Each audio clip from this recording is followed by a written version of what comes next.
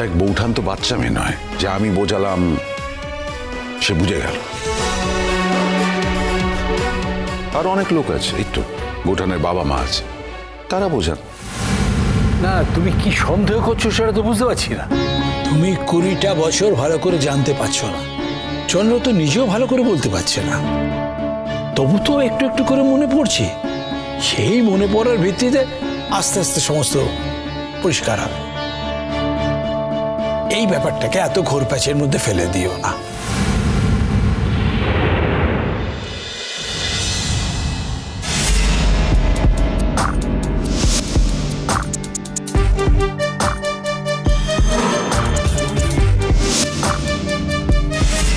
ঘোর প্যাচের মধ্যে না ফেললে মা নিজে বাঁচবে কি করে? মাকে তো যে কোনো প্রকারে বাবাকে জীবন থেকে বাদ দিতে হবে, তাই না?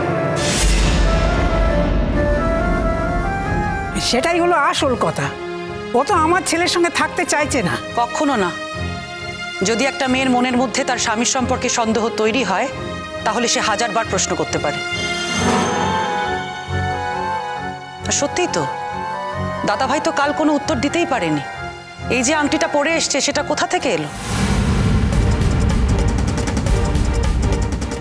উনি যে হোমের কথা বলছেন, সেই হোমের কোনো অস্তিত্বই কিন্তু পাওয়া যায়নি। এমনকি উনি যে বলছেন যে উনি মেঘালয়ের কোনো হোমে ছিলেন, আমরা খবর নিয়ে জানতে পেরেছি যে মেঘালয়ের কোনো হোমে উনি কখনোই ছিলেন না।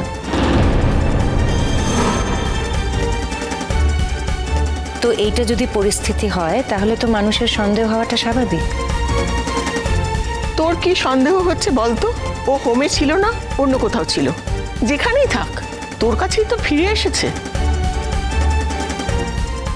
যেখানেই থাক, আজ আমার কাছে ফিরে এসেছে বলে আমি তাকে মাথায় করে রাখবো, এরকম মাথা কিন্তু আমার কোনোদিনই ছিল না মা। তোমরা তো আমার বাবা মা, তোমরা আমাকে সবচেয়ে ভালো করে চেনো।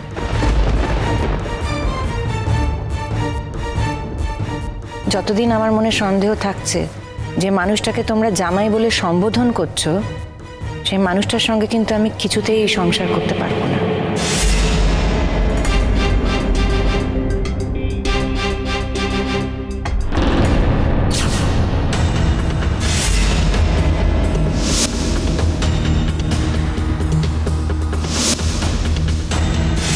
আমার ছেলে মেয়ে, আমার শ্বশুর বাড়ির লোকজন, বাবা মা, যে যাই আমাকে বলুক না কেন, যতদিন না আমি আমার কাছে পরিষ্কার হচ্ছি, আমি কিছুতেই এই মানুষটার সঙ্গে সংসার করব না।